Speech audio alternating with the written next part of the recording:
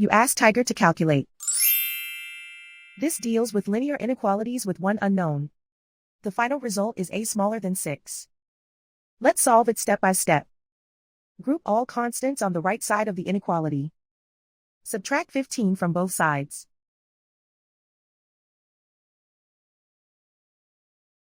Simplify the arithmetic.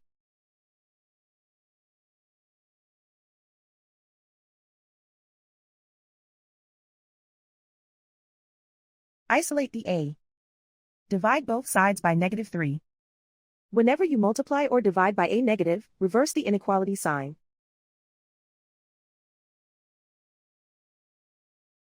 Cancel out the negatives.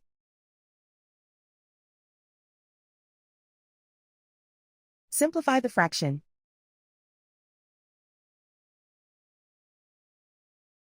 Cancel out the negatives.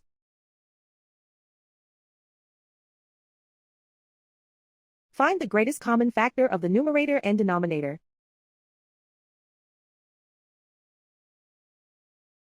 Factor out and cancel the greatest common factor.